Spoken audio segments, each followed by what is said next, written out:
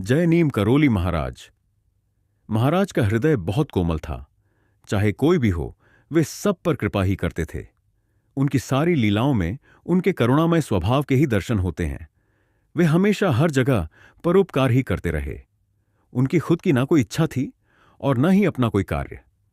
वह दूसरों के लिए जिए और अपनी महानता को हमेशा छिपा कर रहे। उनकी कृपा हमेशा भेदभाव से दूर थी। बाबा अक्सर बिना कहे ही कृपा करते। किसी भक्त के कहने पर तो वे खुद को रोक ही नहीं पाते थे। बाबा हमेशा अपनी कृपा कुछ इस प्रकार करते कि भक्तों को वह चमत्कार जैसा नहीं लगता था, पर कभी उनको भक्तों के सामने ही चमत्कार करना पड़ता तो वे अपनी कृपा करते ही उसे जगह से चले जाया करते थे। धन्यवाद देने का अवसर भी लोगों को नहीं देते थे। आज इस वीडियो में हम बाबा की कृपा और उनके किए गए चमत्कारों को जानेंगे। यह घटना 1960 की है। उस वक्त एक भक्त इलाहाबाद में रहता था। बाबा अपने परिकरों के साथ रामेश्वर यात्रा के लिए अनेक रिक्शों में बैठकर चर्च लेन से स्टेशन जा रहे थे। जब इंडियन प्रेस के पास सब रिक्शे एक जगह सड़क पर मुड़े तो बाबा बिना किसी को कुछ बताएं अपने अंतिम रिक्शा को दूसरी दिशा की ओर ले चले और उस भक्त के घर पधारे केवल एक आदेश देने के लिए कि बच्चों को पढ़ाते वक्त भक्त उनको फटकारा न करे। बाबा का हृदय कितना कोमल था कि वह किसी और जगह होते हुए भी बच्चों के प्रति पिता की प्रेमपूर्ण कटुता भी सहन नहीं कर सके। बाबा ने इस छोटी सी बात को इतना महत्व दिया कि यह जानकर भक्त उनके इस प्रेम से भावुक हो गए। बाबा भक्त से कहने लगे कि सब बने बनाए आते हैं। उन्होंने बहुत लोगों का उदाहरण देते हुए कहा कि वह बड़े पदों पर कैसे प्राप्त हो गए, करता कौन है। बाबा की बात भक्त के समझ में आ गई और यह प्रश्न उनके जीवन का मार्गदर्शन बन गया।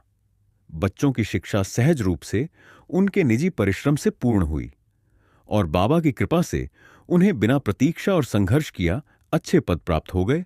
नरसिंह नामक बस का चालक एक दिन बाबा के दर्शन करने शाम को नैनीताल से कैंची आया और उनके पास बैठा ही रह गया। रात के 11 बज चुके थे जब बाबा ने उसे जाने को कहा। गेट से बाहर आने पर उसने 19 किलोमीटर दूर नैनीताल सड़क से जाना पसंद नहीं किया। वह 8 किलोमीटर जंगल के रास्ते से जाने के लिए तैयार हो गया, पर रात में अकेले जंगल से होकर जाने में उसको मन ही मन डर लग रहा था। वह जल्दी जल्दी लंबे लंबे पैर रखते चल ही दिया। कुछ दूर चलने पर उसे पीछे से एक काला कुत्ता आता दिखाई दिया। उसे डर लगने लगा कि कहीं वह पीछे से आकर उसे काट ना ले। नरसिंह आगे आगे चला रहा और बराबर पीछे भी देख रहा था। वह अपने डर को भूल गया और उसका ध्यान केवल कुत्ते में ही लगा रहा। वह कुत्ता बराबर उससे कुछ दूरी बनाए पीछे पीछे आता रहा। नैनीताल पहुंचने पर उसने उस कुत्ते को गौर से देखना चाहा, पर वह गायब हो गया। दूसरे दिन जब वह बाबा के दर्शन करने कैंची आया तो उसे देखते ही बाबा कहने लगे कि वह कुत्ता था, तू बेकार डर रहा था। कुत्ता तो भैरव का वाहन होता है, वह तेरी रक्षा के लिए आया था। कोई भी समझ सकता है कि वह कुत्ता कौन हो सकता है जिसके बारे में बाबा स्वयं बात कर रहे हों। एक बार जब नैनीताल में हनुमानगढ़ का निर्माण हो रहा था, तब एक शुगर मिल के मालिक सेठ कुंदन लाल जी मथुरा के त्रिलोकीनाथ ब्रिजपाल जी के साथ बाबा के दर्शन करने के लिए आए। बाबा ध्यान में मग्न थे और उनके चारों ओर भक्त कीर्तन कर रहे थे। जब बाबा ध्यान हटाकर उनसे बात करने लगे तो सेठ जी ने उनसे घर में आकर प्रसाद पाने को कहा। बाबा ने उनकी बात मान ली। सेठ जी ने पूछा कि क्या खाओगे। बाबा ने मिस्सी रोटी और दाल बताई।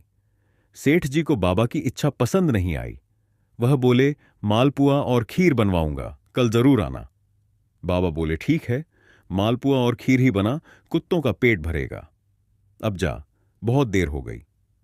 दूसरे दिन सेठ जी ने बहुत मात्रा में मालपुए और खीर बनवाए और अनेक लोगों को आमंत्रित किया। उस दिन मूसलाधार पानी बरसता चल गया।